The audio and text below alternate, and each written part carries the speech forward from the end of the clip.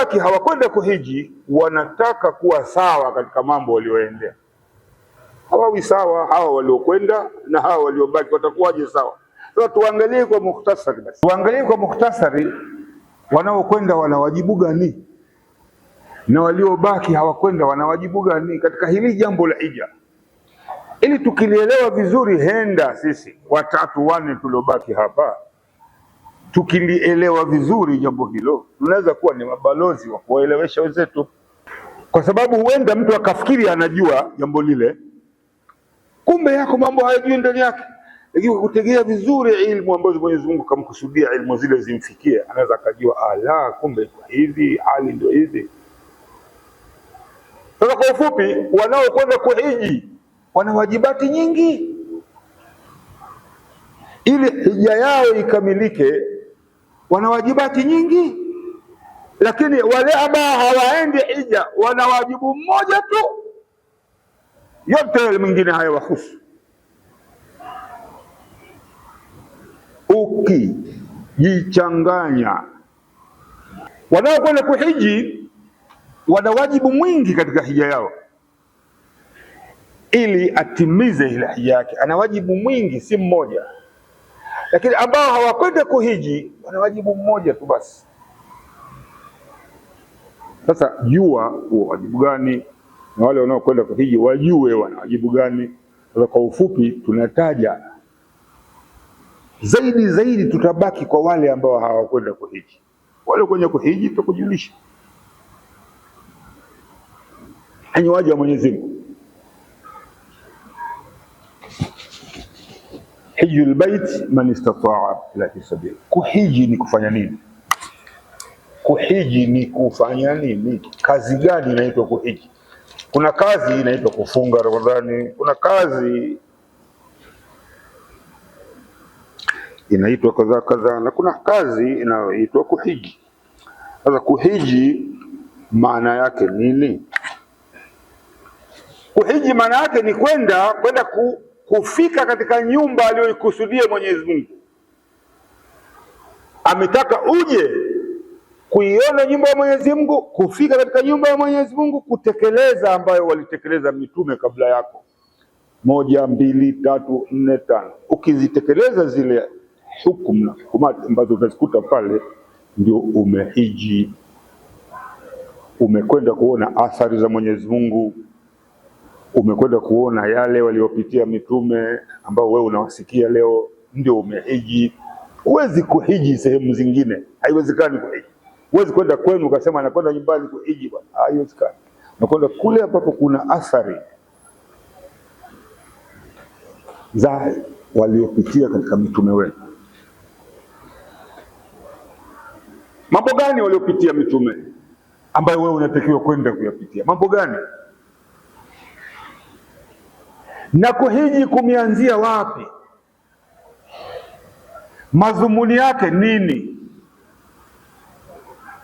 Nini umehiji na nini haukuhiji? Hii ndio tunataka tuiangalie kwa ufupi, ili tuone taathira na athari zake. Enyi waja wa Mwenyezi Mungu, waliokwenda kuhiji wanahukumiwa na hizo sheria 1, 2, 3, ambazo katika hizo sheria zinazohukumu kuna sheria kuu na sheria mama inayowaita kwenda kuhiji. Sheria hiyo ni jambo la Arafa. Nenda kahiji, la kwanza tia nia, la pili vaa ihramu, la tatu kafanya tawafu al-qudumu, nenda Safa al-Marwa, nenda zakapige mawe shetani, la tano nenda kachinje. Yote ni katika ibadati za kuhiji, katika nguzo za kuhiji ndio hizo. Halafu nenda wapi? Nenda Arafa, katika viwanja vya Arafa. Sasa akakwambia pale pale Bwana Mtume Muhammad sallallahu alaihi wasallam, al-hajju Arafa. Alipotamka hivi tu imemaanisha kitu ambacho hadithi hii ya al-hajju Arafa ni hadithi muhimu sana kwa Waislamu, lakini maana yake ya al-hajju Arafa haifahamiki sawa sawa. Lengo la al-hajju Arafa limepinda, limekuwa hivi badala ya hivi, kama tutakavyokusudia kulionyesha hapa leo. Sasa katika masharti yote yale ya hija kubwa kuliko yote ni sharti la Arafa. Mengine yote kuzunguka, kwa Safa al-Marwa, kuvaa hivi, yanaweza yakawa na nafuu ya kubadilishana, badala ya mimi ukanifanyia wewe, yanawezekana. Lakini hili sharti kuu la Arafa haliwezi kubadilishana. Alhaji wa Arafa, kuhiji ni Arafa. Umepata Arafa, umepata hija. Hukupata Arafa, hukupata hija. Kwa hiyo hija ndio ikasema katika hadithi hii, hija ni Arafa. Kwa hiyo nenda kafanya utakapofanya, lakini kama hujaenda Arafa, hujahiji. Kwa hiyo hapa ndio kwenye ugumu wa picha ile. Sasa kuna watu wanafikiri kwamba jambo la Arafa ni jambo la wale ambao hawakwenda kuhiji. Picha hii wanayo rohoni, wanafundishwa na walimu zao, wamekaa nayo rohoni kwamba siku ya Arafa ni siku ambayo watu wanahiji pale, wanakwenda mahujaji pale, ndio siku ya Arafa. Lakini kweli kwamba siku ile ndio siku ya Arafa. Wana mahujaji wamekwenda Arafa, ile ni siku ya Arafa kweli.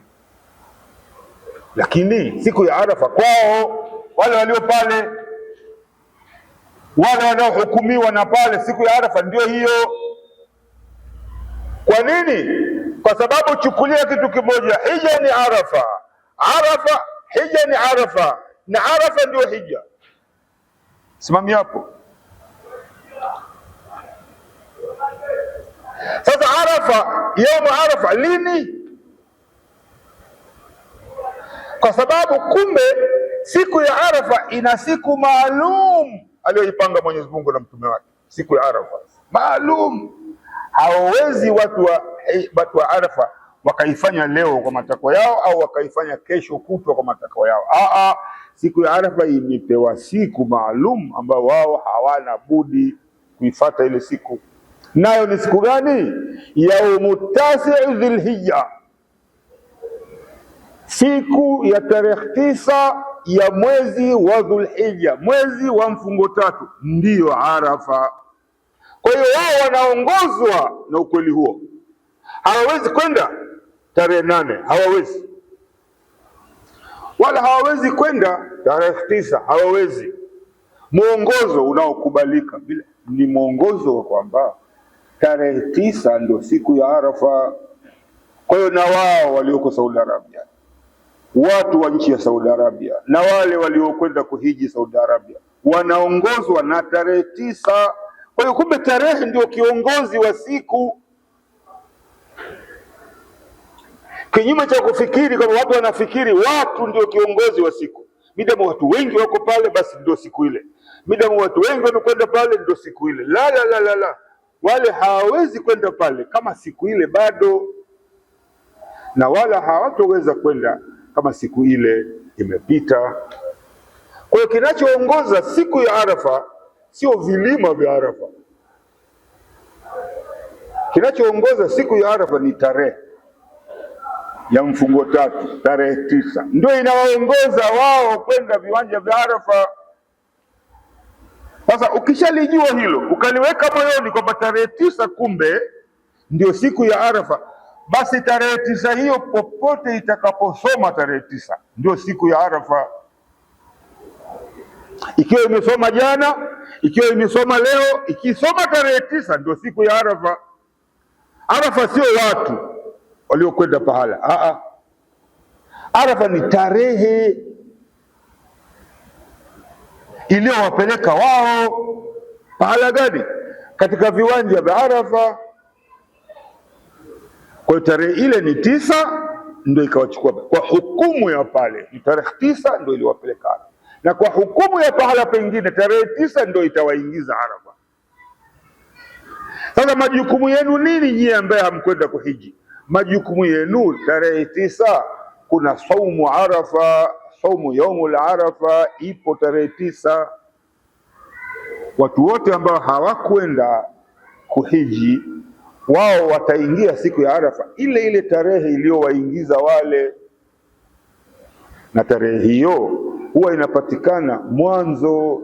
Dhulqaada inaisha leo, kesho ndio tarehe 9, tarehe mosi. Sasa tarehe mosi itakapoanza kwa halali katika nchi yenu, basi tarehe 2 itaingia kwa halali, tarehe 3 itaingia kwa halali, tarehe 4 mpaka 8 itaingia kwa halali, mpaka tarehe 9 itaingia kwa halali. Ikiingia tarehe 9, hiyo ndio siku ya Arafa, hiyo ndio siku ya kufunga saumu Arafa. Kwa nini? Kwa sababu imeingizwa na tarehe halali. Wakitokea watu siku wakasema kwamba tarehe 9 yenu nyinyi sio halali, tarehe 9 ya wale ndio halali, wakitokea hao, basi ujue sasa dunia imekwisha tena. Kwa nini? Sababu haiwezekani ikawa nchi 2, 3, 4 zikawa na usiku namna moja kwa saa namna moja. Haiwezekani. Kila mmoja time yake inaingia kwa wakati wake, time yake inaingia kwa, na ndio siku zinakwenda kwa staili hiyo.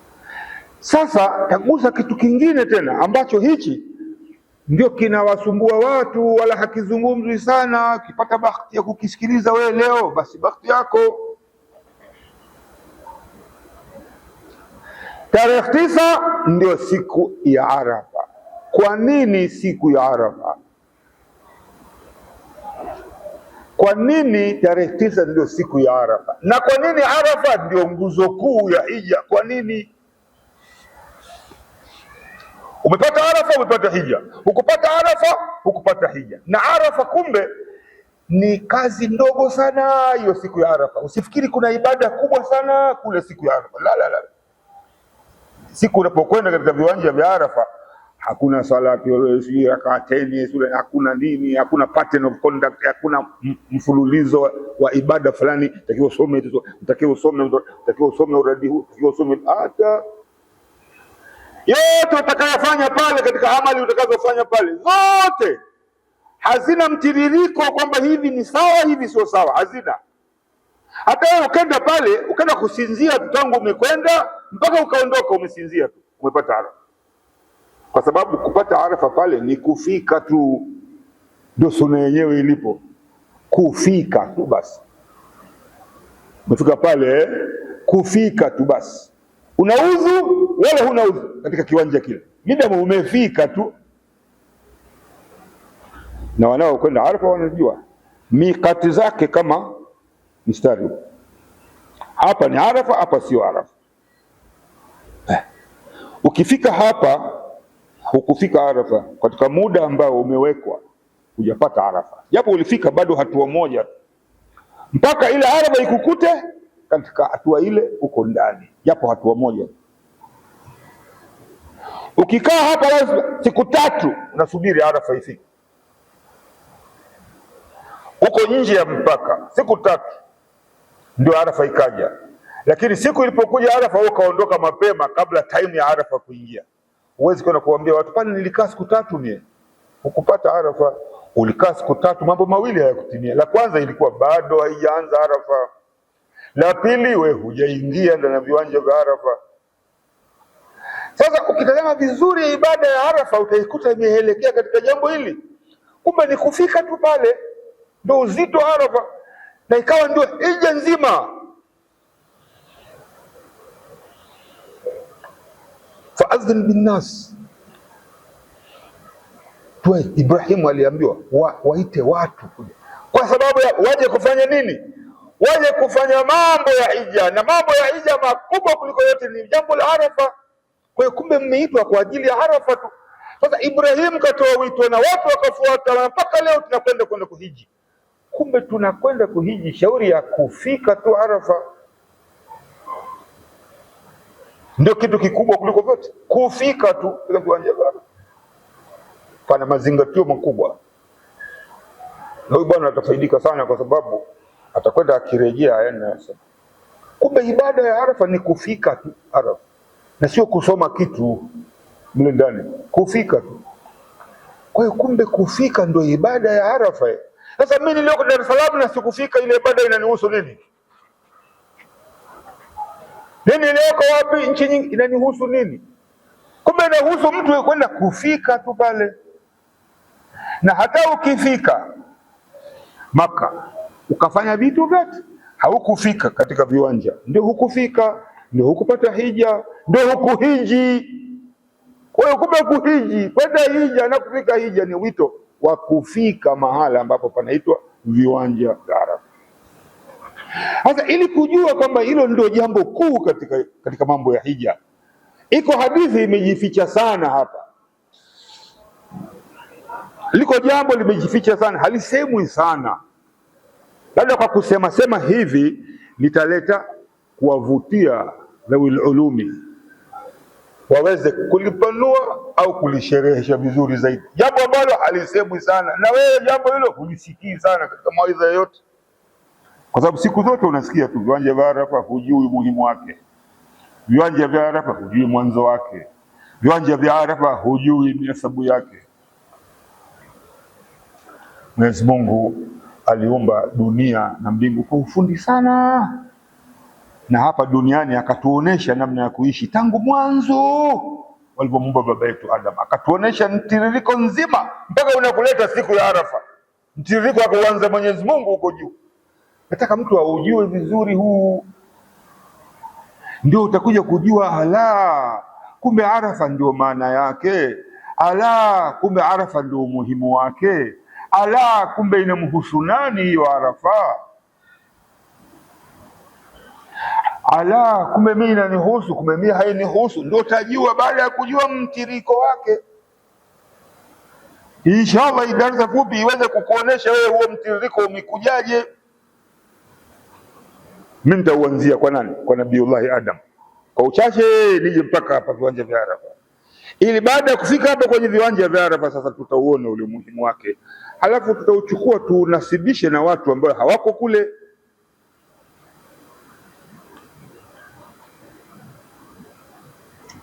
Mwenyezi Mungu alimuumba Adam na Hawa mbinguni, kila mtu analijua hilo, halina ubishi.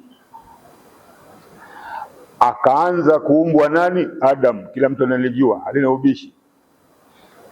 Kisha akafuatishwa kuumbwa Hawa, kila mtu analijua hilo, halina ubishi.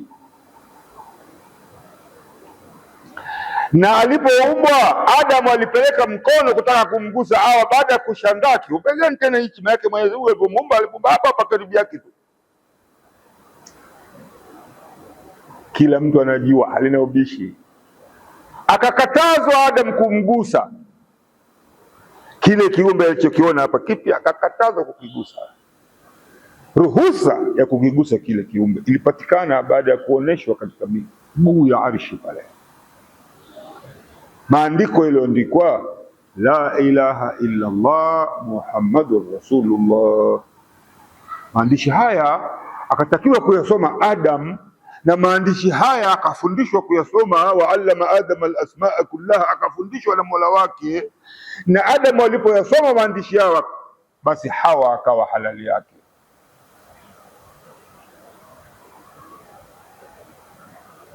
Hawa akawa halali yake. Kule kuyasoma yakawa kwa maneno mengine ndio mahari ya baba yetu Adam kwa mama yetu Hawa.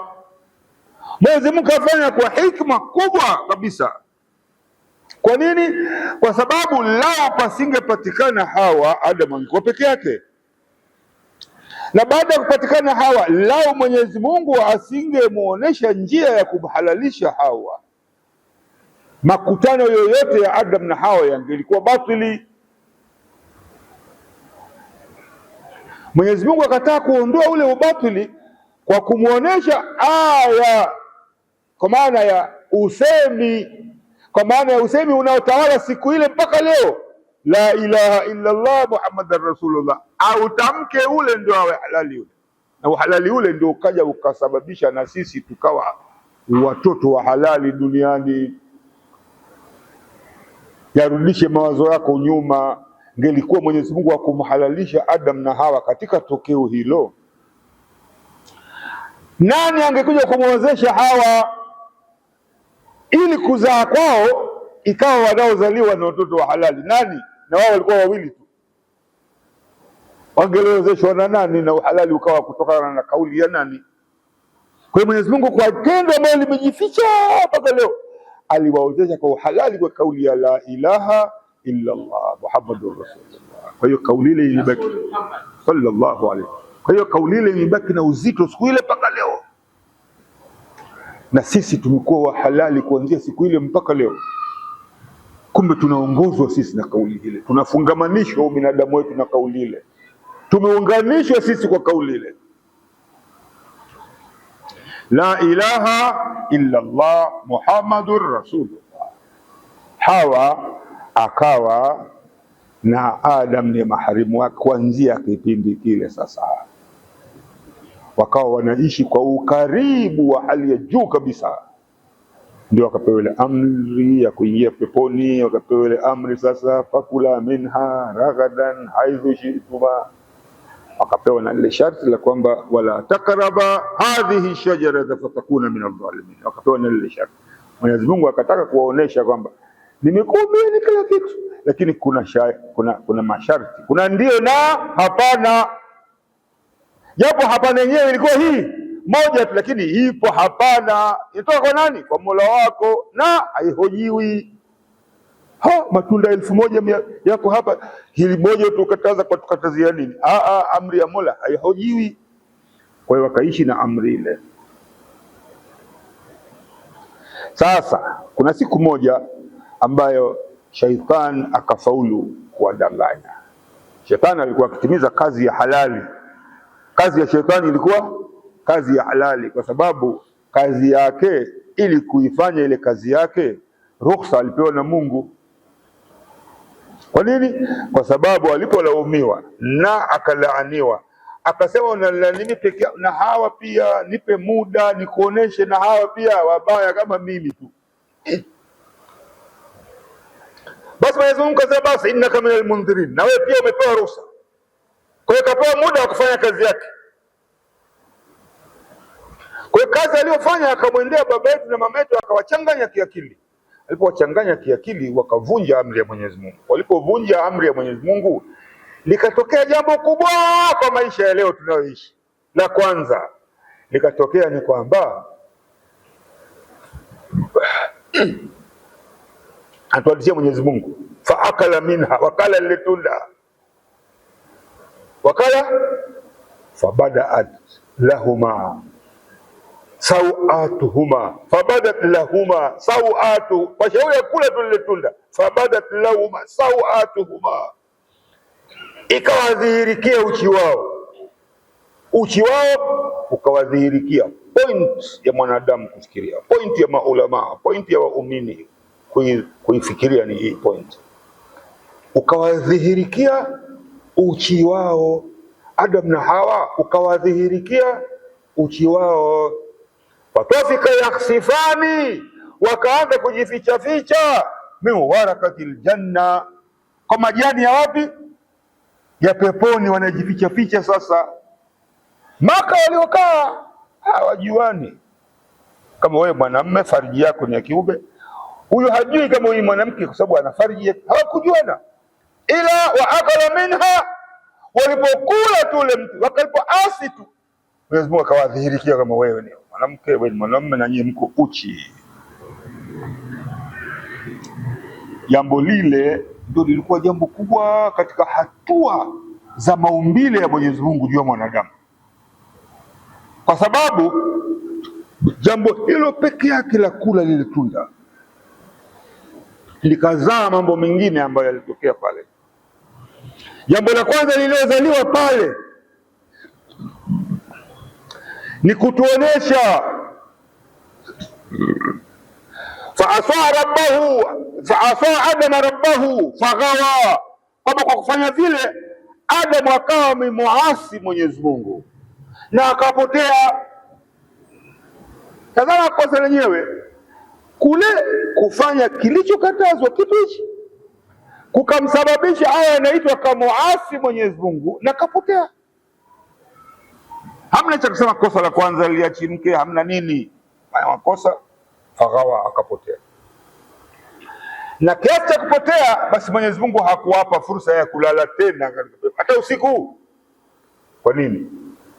Kwa sababu wako uchi, wanajijua, wanaweza kutumia zile silaha zao zile Mnaelewa? Yapimeni kwa uzuri na kwa taratibu. Kwa hiyo pale pale ihbitu minha jamia, ikatoka amri, tokeni hapa wote, walakum fil ardi mustaqarrun, ardhini huko ndio tukomesheni hapa tena. Kwa nini? Kwa sababu mnajuana sasa, ona fariji gani na mimi na fariji gani.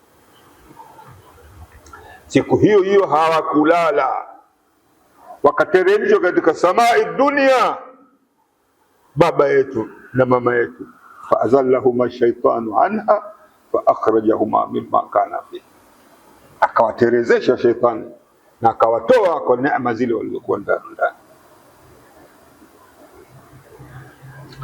Haya yote ni mapangilio mema ambayo Mwenyezi Mungu kapangia juu ya maisha yetu, kwamba ataanzia Adam kuzaliwa, aje Hawa halafu kisha wapatikane na bahari yako, halafu kisha wakubali kuunganishwa na Mwenyezi Mungu kwa ndoa ile, kwa manani yale, kisha baada ya hapo shafahamu waishi tu dahari walioishi. Hamna mtu anajua, wala shekhe wala sharifu anajua Adam na mama yetu walikaa muda gani tupone. Lakini miaka yote waliokaa, kipindi chote walichokaa, walikuwa hawajuani kama huyu mwanamke na mimi mwanamume. Ufundi wa Mwenyezi Mungu ulitakiwa watu wazaliwe peponi huko. Subhanallah wa tabarakallah ahsanul khaliqin. Watu waanze kuzaliwa peponi, watu waanze kutafuta maji ya kukoga nyama peponi. Hakuna kitu kama pepo, ni kitu takatifu, sio mchezo. Kwa siku walipojua na wasingejijua ila kwa kumwasi Mwenyezi Mungu, sasa ndio Mwenyezi Mungu akatimiza haya. Mwenyezi Mungu la yughayyiru ma bi anfusikum hatta yughayyiru ma bikum. Mungu habadili alichokupeni akakibadili yeye, mpaka nyewe wenyewe ndio mkibadili. Kwa hiyo aliwapa pepo ile, hawakuitumikia wala hawakuwa na amali iliyosababisha kuingia mule. Mungu aliwapa tu takriman alaihim. Sasa wenyewe wakajiingiza katika makosa na wenyewe wakajisababishia. Basi ndio fatalaka Adamu min rabbihi kalimatun, ikaja neno kwa Adam la kutubu kwa Mola wake, fataba, akatubu, innahu huwa tawwabur rahim, Mungu ni mwenye kupokea toba. Pamoja na kutubu kwamba basi tumikosa nini, lakini no, ihbiti, kabaki pale pale, teremshwa chini. Walipogusa samai dunia, walipogusa ardhi tu, ikatokea kitu ambacho nacho ni muhimu sana katika maisha ya binadamu. Ni muhimu sana kikatokea walipoteremshwa tu siku ya kwanza, kwa sababu hakuna anaibisha ya kwamba walipoteremshwa tu wakapoteana. Kwa mwanamke hamoni mwanamume wala mwanamume hamoni mwanamke. Kumbe ile ilikuwa hikma kubwa ya Mwenyezi Mungu. Wengine wanasema miaka 40 hawakuonana, wengine wanasema siku 40, lakini usijali siku wala nini. Lakini kule kupoteana na mwenzako katika wakati unamhitaji sana mwenzako, ilikuwa ni pigo kubwa sana kwa wawili hawa, pigo kubwa sana. Lau wakae basi waambizane, bwana hii vipi, maji ndio haya bwana, joto hili vipi bwana, matunda haya vipi bwana, ardhi hii. Lakini wakamwambia huyo huko msikiti hayuko, mwenzako humuoni. Kwa ilikuwa pigo kubwa kwa Adam na Hawa, kwa siku ambazo wamepotezana katika ardhi ambayo hawaijui.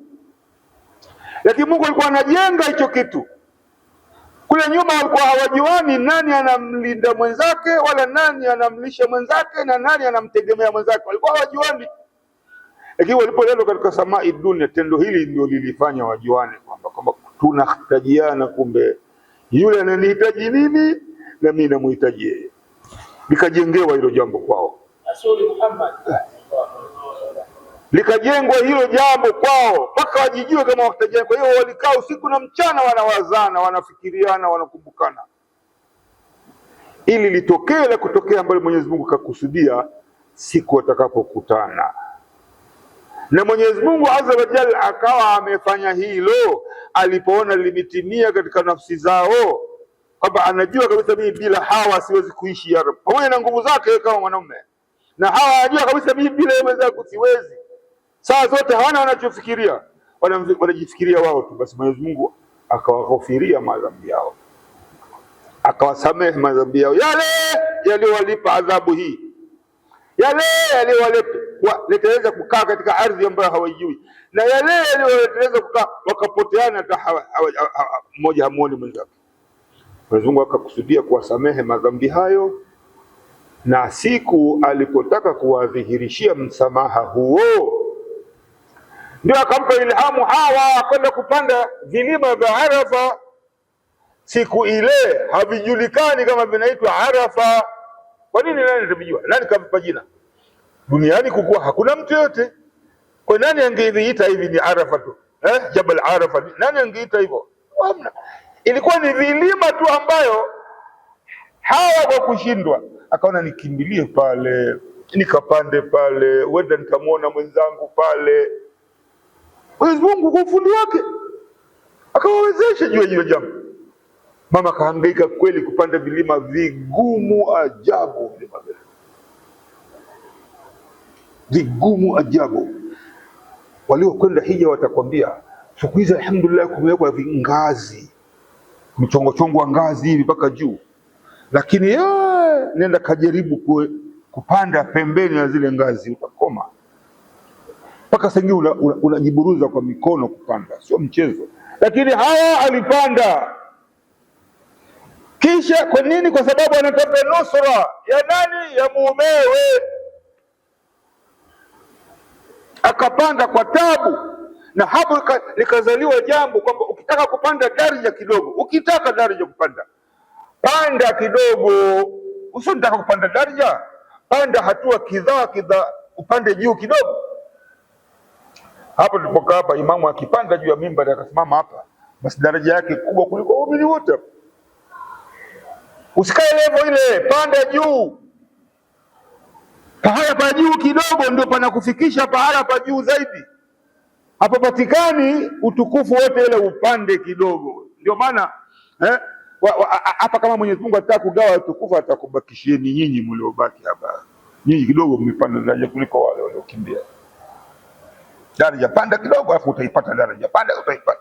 Na mtume wako Muhammad sallallahu alaihi wasallam siku anapewa utume, kaambiwa ikra bismi rabbikal ladhi khalaq, alikuwa kapanda, alikuwa juu katika vilima vya juu ile Jabal Nur pale. Ukifika pale unakuta shimo tu linakutazama hapa, ile ndio nini, ndio Hira pale, ndio Jabal Hira pale, ndio akaenda kapanda pale, kakaa pale, yuko juu, anafikiria mambo juu, anawaza hivi kweli.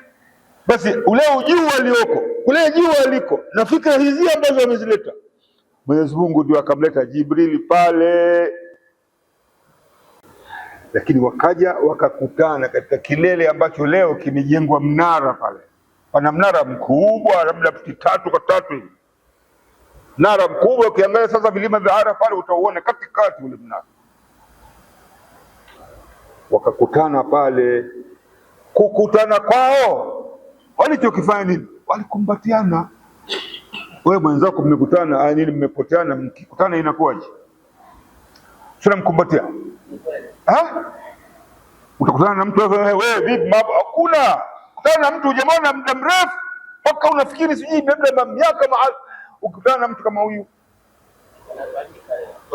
mpaka leo hujamwona siku nyingi, hata umesafiri wiki, tukirudi unamkumbatia mwenzako. Hiyo ni gesture of understanding, unamkumbatia. Hawa mama yetu na Adam baba yetu wakakumbatiana kitambo walichokumbatiana vile ndio kitambo kilichozaa ashki, kwa sababu wanakutana aliyekuwa nyuchi zao ziko wazi, wanazijua sasa.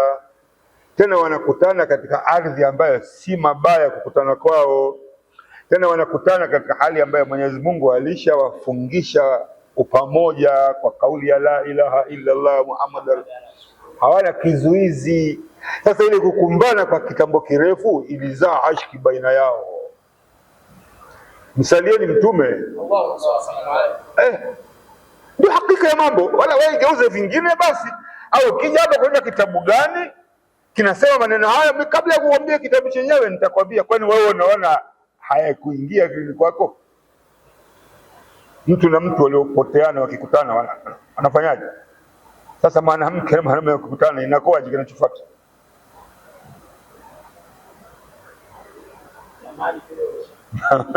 Naam.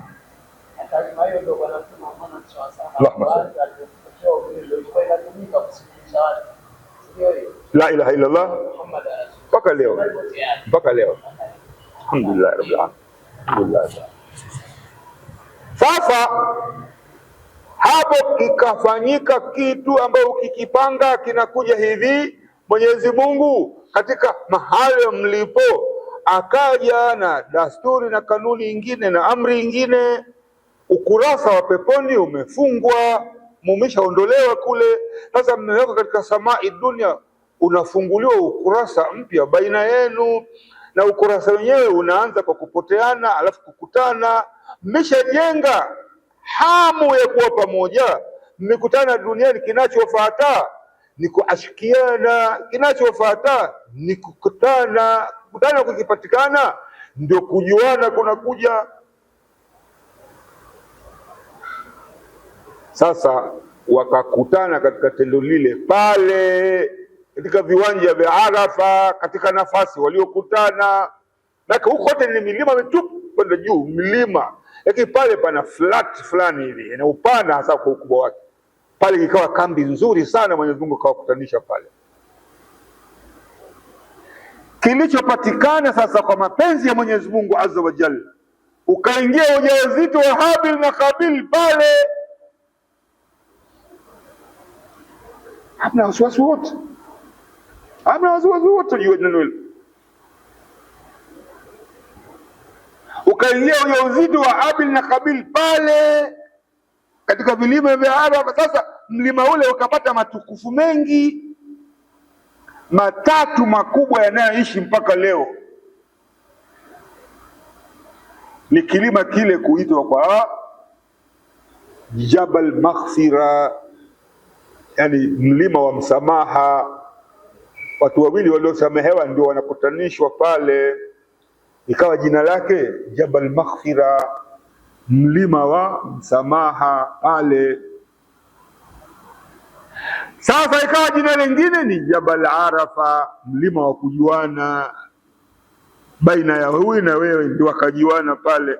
Sio wakajuana huyu ndio Adam na huyu ndio Hawa, wamekaa miaka yote bwana, kwani hawajuani?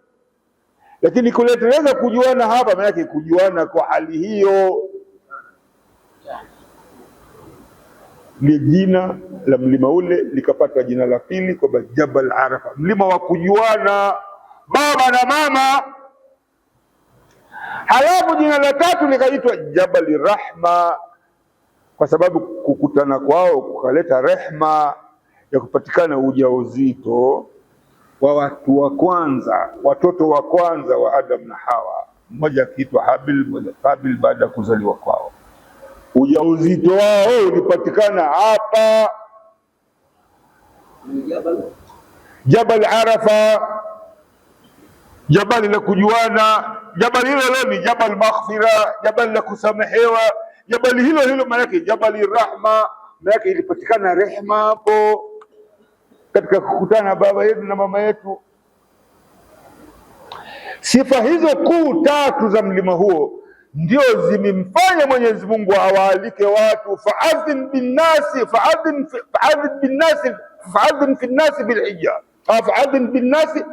bilhijja, au kama qala. Nani aya hii anajua vizuri? Fa'adhin binnasi fil hijja, waite watu kuja hija. Waite watu kuja wapi? Hija. Anaambiwa nani? Abubakar. Waite watu, sio waite Waislamu, waite watu kule hija. Kule Maka kule kulitakiwa waende binadamu wote, ndio amri kwenda kwa Ibrahim ilikuwa binadamu wote. Siku hiyo kwenda Waislamu tu, na kwa makosa yaliyofanyika kule imeandikwa kabisa kibao baina ya wapi? Jeddah na Maka. Naandikiwa hapa ndio mwisho wa mtu kwa asiokuwa Muislamu haruhusiwi kupita kwenda hivi. Ukitoka Jeddah Maka, kila mtu anaruhusiwa Jeddah. Baniani, Muhindu, kafiri, nani, wote wanakuja Jeddah pale. Watu wanakuja pale, wanafanya kazi pale, wanaishi pale. Lakini kitokeo cha hija kwenda Maka na baadaye kwenda Madina, pale katikati pale pana urefu zaidi ya kilomita 75-80 baina ya Maka na Jeddah. Hapo katikati hapo kuna kibao kikubwa mwisho, asiokuwa Muislamu hapa huwezi kwenda kule. Lakini mimi binafsi yangu nadhamini mawazo yangu, nadhamini mimi mwenyewe, mwaliko wa Ibrahimu ulikuwa ni mwaliko wa watu wote waje hapa katika viwanja ambao ndio asili yao. Hawa na Adamu asili yao wapi? Mbinguni. Tena undugu wao wala hauna mambo ya maingiliano baina yoyote na yoyote. Huyu kaumbwa na yule kaumbwa. Lakini wewe na mimi tulikuwa na asili ya baba na mama kukutana, ndio asili ya kupatikana sisi. Sasa walikutania hapo. Sasa fa'adhin bin nasi fil haji, waite watu waje kuhiji, kuja kutembelea hapa. Walikuwa watu wote duniani wakajue mwanzo wao uko wapi. Rasuli Muhammad kuwakataza kwenda pale ni makosa, waite. Na ndio maana pale hakuna ibada yoyote, hakuna jamani, hakuna ibada. Wewe nenda kalale, sinzia tu mwanzo, uje kushtuliwa bwana, tunakwenda zetu sasa Muzdalifa. Bwana, safari Muzdalifa tayari. Sinzia bara moto, umepata Arafa, umepata Hija. Kwa hiyo ilikusudiwa watu wakaone mwanzo wao, baada gani walianza wanadamu duniani. Hapa halafu pana utukufu mkubwa na utaja, sio wewe uniulize umeufundishwa na nani, na mimi nakuuliza ukatae na kuamrisha ukatae kwa ushahidi gani? Unakataa hivyo, umekataa kitu kwamba sio hapa mwanzo wao. Mwanzo wao ulikuwa pale. Leta ushahidi wa kukataa, usilete ushahidi wa kuuliza umejuaje. Leta ushahidi wa kukataa. Huo ndio mwanzo wa mwanadamu hapa duniani, na sehemu hiyo ndio ilikuwa maarufu ambayo tulikuwa tumekutanishwa baba yetu na mama yetu Hawa. Sasa ni utukufu mkubwa sana kwa wanadamu kuitwa kwenda kukanyaga tu, kufika tu katika ardhi. Hata ukifika ukatoa sadaka, sio ukifika ukafanya hivi sawa, ongezea hayo unayotaka, lakini hujaambiwa kwamba zile sala uzifanyie hapa, rakateni zile uziswali hapa, uradi ule ulete. Na kubwa katika ibada za pale kuliko zote, kubwa ya pale ni kujuta kwa makosa yako uliyoyafanya, kama ambavyo walitakiwa baba yetu na mama yetu Hawa wajute. Bwana, tumekuja hapa ni kwa sababu ya yale tuliyokosea pale. Mwenyezi Mungu aliyotupenda vile akatupa kila kitu, akatukataza kitu kimoja, na sisi tukashindwa kusubiri. Pale ndio litakiwa ujute sasa, na ndio maana anaitwa pale, anatakiwa akafanye hilo. Ukifika pale wewe kasikitike tu juu ya makosa yako unayofanya duniani. Na sunna yake kubwa kuliko zote ni likudondoke chozi kwa makosa uliokuwa umeyafanya duniani. Likudondoke chozi pale, atakusamehe Mwenyezi Mungu kayaumi waladatu ummuka, kama siku uliozaliwa na mamako, msamaha utapata pale. Rasuli Muhammad sunna yake likudondoke chozi tu kwa makosa uliokuwa umeyafanya basi. Lakini hakuna mtu anaweza kusema hapa bwana, kufika nitakiwa kwanza asubuhi rakateni, baada ya rakateni nitakiwa ulete hapa, baada ya nini nitakiwa ulete hapa, uradi ule usoma hapa, soma la ilaha illa, uradi wa hapa sio. Hakuna, kasinzie tu. Ndio maana sasa ulazimishwa hata kwenda kupanda katika vile vilima. Unasababishwa kuja katika eneo ambalo linakubalika kwamba ili ni eneo la pale, sio lazima msikiti wa pale.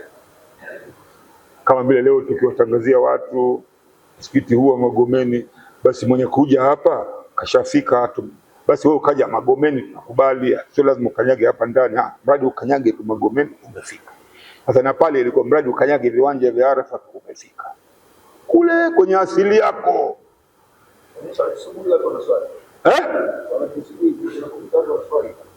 Sijasikia hili swali, nasema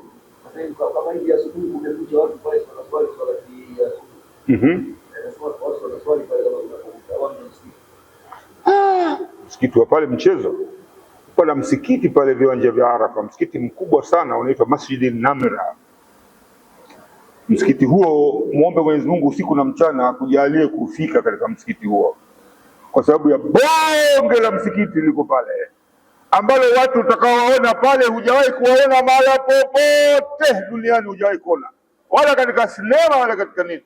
Maana kila msikiti utakaoona, Masjid Nabawi, msikiti wa Mtume, Masjid Maka, utakuta watu maelfu na malaki wameingia pale, lakini wote ukavaa nyeusi nyekundu, ukavaa nini. Lakini msikiti huu ulioko Arafa, msikia Mwenyezi Mungu akikujalia kwenda kusali ya dhuhuri iliyochanganywa na alasiri, ukijaliwa kwenda kusali pale, umma utakaoona pale wote wamevaa nguo hii, hata mmoja aliyovaa nguo kinyume cha weupe hakuna. Mshawahi kuona kundi kama hilo wewe? Angalia msikiti wa Maka, watu wanahiji wamejaa hivi, lakini utaona ile kavaa hii, ukavaa hii, kavaa hii, kavaa, kila mtu na nguo yake pale.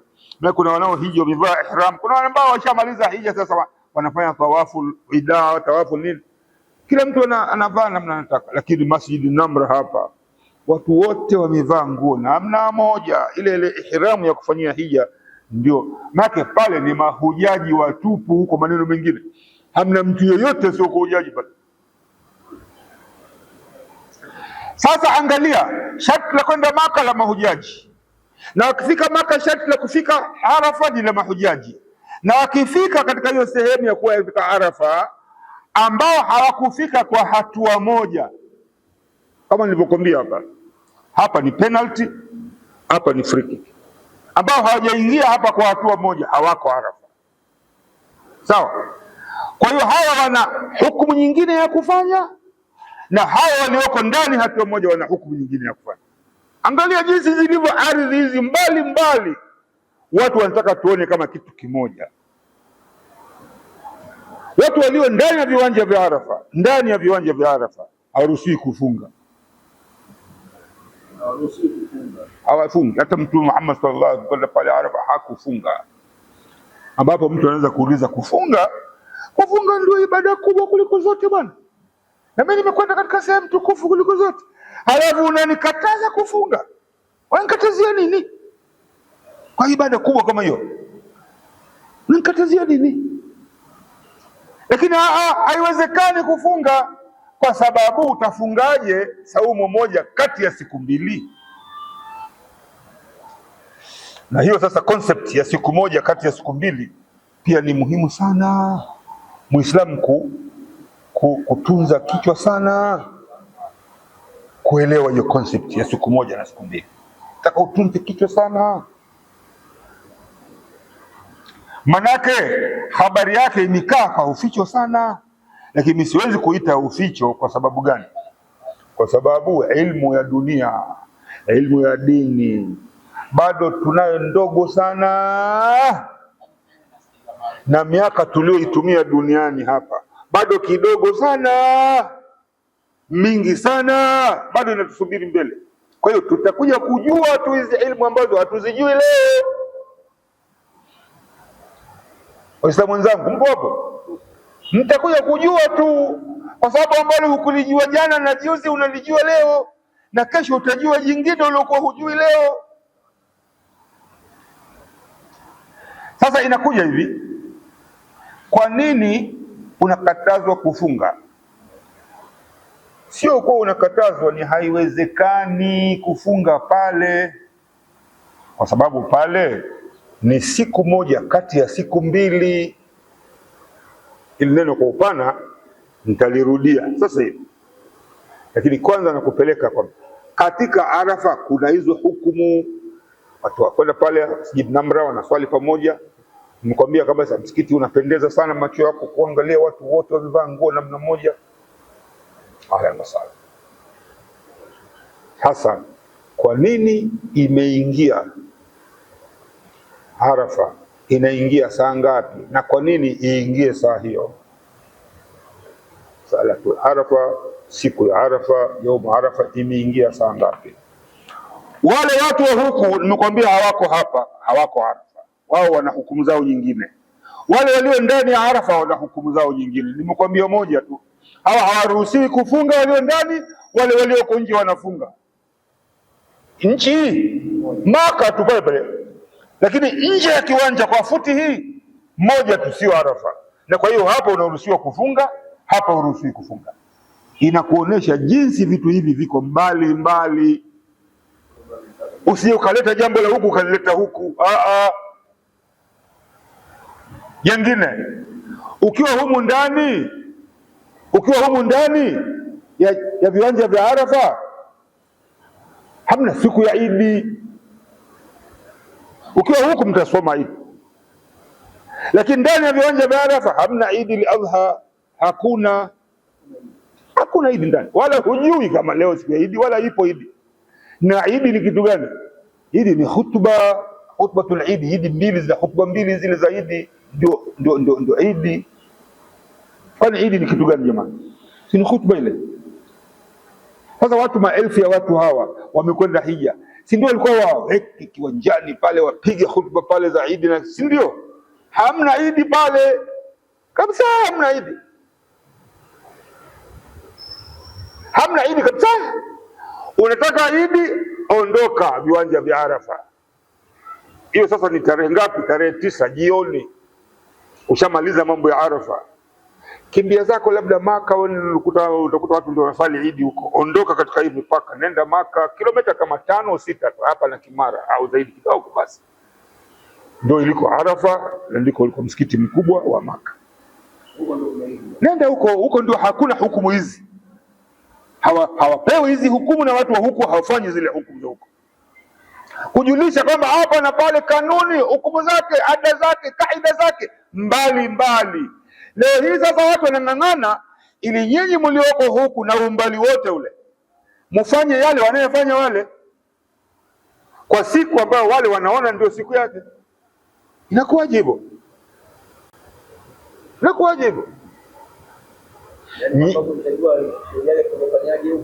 Sasa inataka huku, tumeambiwa hivi, tumesuniwa sisi kufunga yaumu Arafa. Kwa nini tumesuniwa kufunga yaumu Arafa?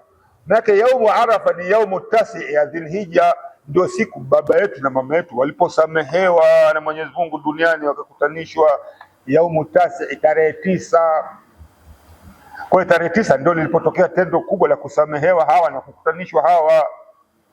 Siku ile ni sunna wewe kufunga ili uombe msamaha. Kwa hiyo kazi yako wewe ni kufunga na kuomba msamaha, lakini uelekezwe kwenda kwenye siku hiyo na tarehe, sio uelekezwe na kamera au uelekezwe na TV. Tarehe ndio ikuelekezwe kama leo ndio tarehe 9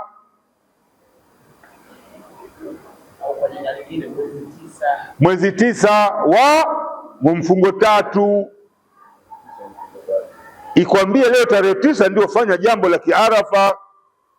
Kwa nini na wao walifanya hiyo tu? Wao wakatii hukumu, eti wewe hutaki kutii. Wao wakatii kwamba leo tarehe 8, no, leo sio siku ya Arafa, lakini leo 9, jamani twendeni Arafa. Walitii kwenye ile tarehe. Sasa tarehe labda wewe unayo huko kwamba ni tarehe 8, unataka tarehe 8 ufanye jambo la kiarafa, hutaki kutii tarehe yenu. Inawezekanaje utukufu wa Uislamu? Unapotafuta umoja wa Kiislamu sio kwa staili hiyo, kama watu wote waende viwanja vya Arafa, waangalie viwanja vya Arafa ndio wafuate ibada huko. Mtu akikuuliza, ikitokea kolera kule watu hawakwenda viwanjani, hapafanyiki Arafa huko kwetu, hatufungi tena saumu, kisa wale hakuna watu. Angalia tu milimani hamna watu, kwa hiyo hamna watu milimani, hamna Arafa. Ndio hivyo, Arafa sio watu milimani. Arafa tarehe, hata tarehe 9 huanza tarehe mosi, na tarehe mosi huanzishwa na mwezi kuandama jana, ndio leo mosi. Mkitoka mosi sasa ndio mnaenda 2, 3, 5, 8, 9, ndio jambo la kiarafa.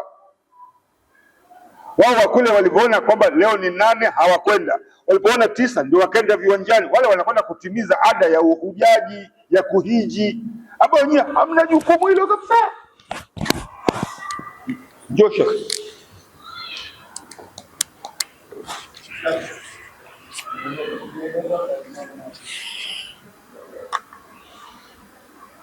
tarehe tarehe ndio walikuwa kiisubiri ilipoandama kwa hukumu yao kwamba tarehe 30 imekwisha, kesho tarehe mosi ndio ikaanza mosi kwa hukumu yao. Kwa hiyo wakenda mosi, 2, 3, 4 wakafika 9, wakasema leo twendeni kwenye hija, kwenye Arafa.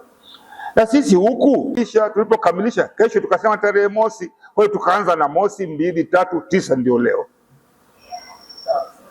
Tunafanya jambo la kiarafa, sisi hatuhiji. Sisi hatuna hukumu zote zile. Wale wanakatazwa kufunga, sisi hatukatazwi. Wale Arafa yao inaanza saa 7 mchana baada ya kuadhiniwa swala ya dhuhuri, ndio inaanza Arafa kule. Sisi Arafa yetu inaanza tangu alfajiri, tangu jana usiku inaanza tarehe 9. Naam, tarehe ya kubadilika ni 12, ni saa 4 magharibi. Tarehe 8 inakuwa 9 pakiadhiniwa magharibi, 9 inakuwa 10 pakiadhiniwa magharibi. Lailatul Jumaa inaanza wapi? Inaanzia Alhamisi. Alhamisi hiyo magharibi kiadhiniwa tu tayari Lailatul Jumaa kesho. Kwa hiyo tarehe 8 tayari huwa ni 9 baada ya kuadhiniwa pale. Hata hapa utakuta ishabadilishwa magharibi tu, mtu ana change tarehe, anaweka tarehe ya kesho. Ndio kaida ya Kiislamu. Sasa usiku wa Arafa dunia nzima ni usiku wa Arafa dunia nzima, wakiadhiniwa magharibi tarehe 8, basi huwa tarehe 9 tayari, ambayo ndio kisheria ndio siku ya yaumu Arafa. Lakini kwa sababu katika viwanja vya Arafa tu ambapo kuna hukumu mbali kabisa na dunia nzima, pale tarehe 8 ikiadhiniwa hapawi 9. Sehemu moja tu duniani ndio hiyo, kama hata hilo pakiadhiniwa tarehe 8 haiwi 9, inabakia kuwa 8 tu magharibi ile. Mnalala mpaka mnaamka asubuhi ni 8 tu, mpaka pakiadhiniwa dhuhuri, Allahu akbar, tarehe 8 ndio inakuwa 9, na ndio siku ya Arafa inakuwa inaanza kusihi. Kabla ya kuadhiniwa sala ya dhuhuri hamna Arafa. Hata kama wewe ulikaa pale tangu juzi mpaka jana mpaka leo, lakini ukaondoka saa 5 hapajaadhiniwa dhuhuri, hujapata Arafa, hujapata na hija. Angalia uzito wa sehemu hii, ilivyowekewa vitu vyenye uzito ambavyo hata akili yako inavikataa. Itachukua muda mrefu sana watu kuelewa ili neno namna lilikaa, itachukua muda mrefu, na mashekhe wafunge mikanda ya kulieleza juu ya watu, wafunge mikanda ndio watu watalielewa. Mwambie mtu panaadhiniwa tarehe haibadiliki mpaka kesho, hakuelewi. Umwambie mtu Arafa asubuhi hakuna Arafa, Arafa inaanzia dhuhuri ndio inakuwa Arafa, hakuelewi. Mwambie na hiyo ndio sababu ya kuto kufunga, ndio maana hawawezi kufunga pale. Huwezi kuanza kufunga tarehe 8 mpaka inaingia 9, wewe unafungaga kitu hichi, itakuwaje? Kwa Arafa hakuna ya kufunga, kwa sababu Arafa iko katikati ya siku mbili. Unapoanza huku sio Arafa, utaifungaje sasa? Hamna jambo la Kiislamu lolote unaweza kulifanya kabla yake, hakuna. Afadhali baada yake, lakini kabla huwezi hata kidogo. Jambo lolote, ibada yoyote ya Kiislamu huwezi kuianza kabla yake, huwezi. Ibada yoyote ya Kiislamu, kwa mfano Ramadhani kesho, useme mimi naianzie tangu leo, hamna Ramadhani. Haiwezekani. Swala ya magharibi leo unasema mimi naianzia kabla alasiri hapa, napiga na magharibi kabisa. Haiwezekani. Haiwezekani. Mpaka wakati uingie ndio unaweza kufanya lile jambo. Sasa Arafa haujaingia wakati mpaka dhuhuri, hapa asubuhi inakuwa Arafa gani? Kwa hivyo kutokana na jambo hili la Arafa kuwa ni mpango maalum kabisa ambao wenye hukumu kali kabisa, inatutenganisha sisi tusiokuwako viwanja vya Arafa, kuwa ni mbali na mambo ya kiarafa. Wanaong'ang'ania kwamba Kupanda milima kwa wahujaji ndio dira ya Arafa, wanaong'ang'ania hilo ndio. Au sasa wanatuletea hukumu kadhaa, mwisho kuna siku watakwambia wale wanatufu wanazunguka Al-Kaaba na sisi tuzunguke misikiti yetu huku.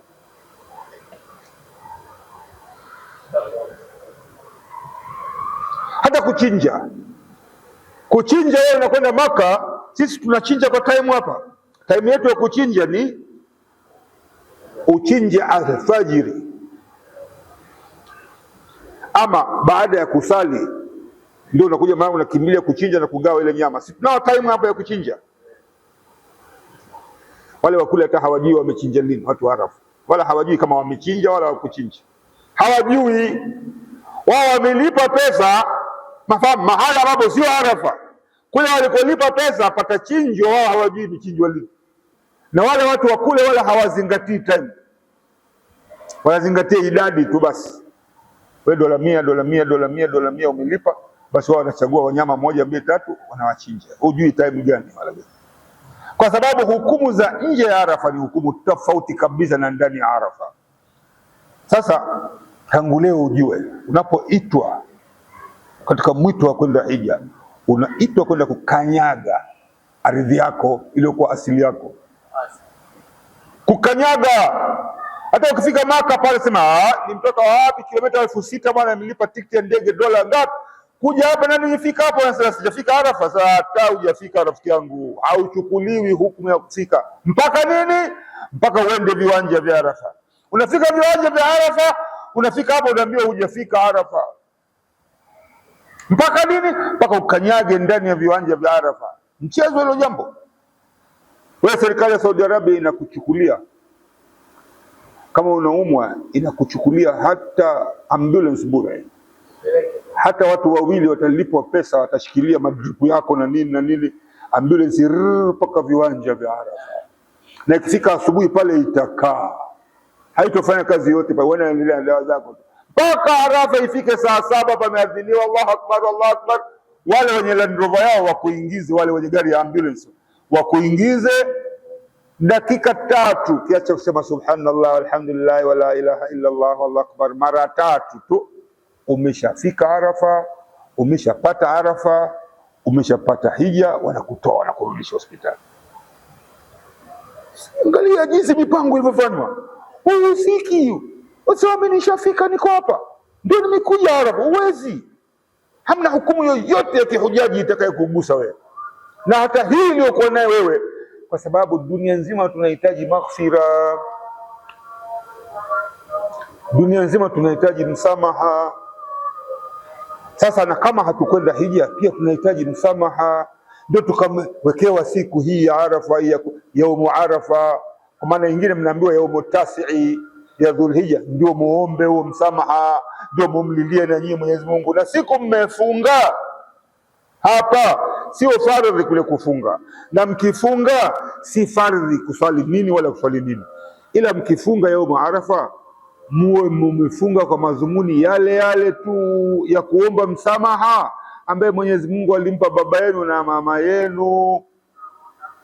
Na nyinyi huku mko Dar es Salaam wapi Manzese, muombe msamaha ule Mwenyezi Mungu wa utajiri wake anakusikia pale ulipo na atakupa msamaha. Muda wa kwamba nimefuata Mola wangu tarehe 9 ya Dhulhijja, nimefuata hapa kwetu leo ndio tarehe 9, na hapa kwetu leo ndio nimefunga.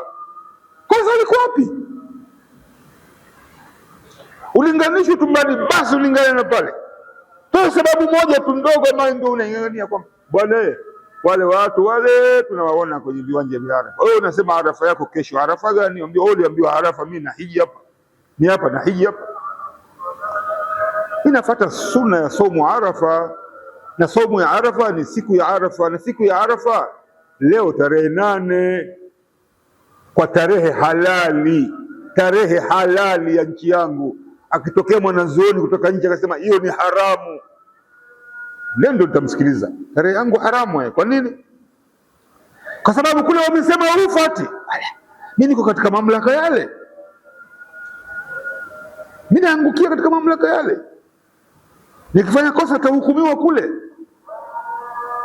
nikifanya kitu kizuri nitalipwa kule. Hakuna. Kule kuna hukumu yake na hapa kuna hukumu yake. Nikiwa nimekosa hapa sikatwi mkono bwana, lakini nikikosa sehemu zingine ambako kuna hukumu nyingine nakatwa mkono. Kwa hukumu zinaachana baina ya nchi na nchi. Sasa wale wana hukumu yao, tarehe 9 yao ni yao, na ndio. Alafu hata mufti wa hapa kama akaenda kule kwenda kuhiji, hawezi akanyanyua simu akawaambieni Dar es Salaam leo mmefunga saumu Arafa. Mimi si hatujafunga. Basi fungeni bwana, leo ndo tuko Arafa, vilima vya Arafa. Hawezi kusema hivyo. Why? Anajua huko bado hapa tayari. Na yeye kule hawezi kukataa akasema mimi nilikotoka tarehe hii sio hii. Hapa mmesema tarehe 7, kule kwetu 6. Sasa mimi nafuata ile ya kule kwetu ambayo ni 6. Hakuna, akishafika kule anaangukia hukumu za kule. Wanasema 7 na yeye anajua 7. Yote akifika kule anaangukia hukumu za pale. Anaangukia hukumu za pale kabisa. Akiziasi anapata makosa. Na wewe leo baki huku unabaki katika hukumu zako. Kiziasi unapata makosa. Mnaambieni na muombe, kila mkisali muombe dua hii kwamba Mwenyezi Mungu siku moja awezeshe kuliona hilo, watu waseme undugu ni kukaa pamoja kwa jambo letu. Bila jambo letu ni halali, tarehe zetu ni halali, tukaeni pamoja katika halali yetu. Tuwe wabele katika halali yetu, basi litaonekana kuwa ni kundi kubwa la zito lenye afya mnapofanya, na watu wataliogopa lile kundi. Wale wakule wafanye kesho, watu wa nchi nyingine wafanye kesho, lakini msije mkakhtalafiana katika nchi moja. Mnapasua watu katikati, hawa wanafanya leo, hawa wanafanya kesho ndani ya nchi moja. Sio sawa, sio afya katika dini. Afya katika dini ni kuwaleta watu pamoja. Jamani, tuswali nini leo? Kwani kuswali leo ni haramu? Ndio. Kwa nini haramu? Kwa sababu tarehe ya kwako hapa haijatimia. Yote mawili hayakutimia. La kwanza haikutimia hukumu za kuuona mwezi. Pili, hazikutimia hukumu za kuusikia mwezi pia. Zote njia zinakubalika, lakini mpaka hukumu zake zitimie. Kuona kuna hukumu 1, 2, 3 na kusikia kuna hukumu 1, 2, 3. Sasa hazikusihi hukumu za kuona wala hazikusihi hukumu za kuisikia. Ila kama unatuletea Uislamu ambao hautaki hukumu, hautaki kufuata hukumu, hautaki kufuata sheria tulizojiwekea za Uislamu, kama unatuletea Uislamu ambao hautaki, basi utakuwa ni Uislamu mwingine. Na adhimu sana. Kwa hivyo kwa mukhtasari tumetoa, sitaki baada ya swali labda ije tu maswali, maana swali ni ngumu sana. Kama baada ya kuadhini wenyewe kuona kwamba wana lazima ya kuuliza kitu, tuulizane, tujibiane kwa uchache. Lakini nachukua kwamba ni dhamana ili tu limeanza darasa la hija liende mpaka tuangalie sasa watu mahujaji wanafanya nini na kwa maana gani wanafanya hivyo. Tuje kuangalia vile vile na watu ambao wako hiji ikiwa wafanye nini, hukumu zao nini katika darasa zinazofuata. Lakini kwa leo hii darasa hiyo itoshe kuonesha jinsi ya tofauti baina ya watu wanaohiji na wale ambao hawakuhiji. Naomba shekhe afanye adhana ili tuendelee dakika 5 10 tu na maswali. Kama una swali lako jitayarisha, kama hakuna tutakwenda. Sio sasa, baada ya adhana jitahidi usinisahau adhini kwanza watu wapate mwito, halafu tutaendelea kidogo, au si shekhe? Shukrani sana.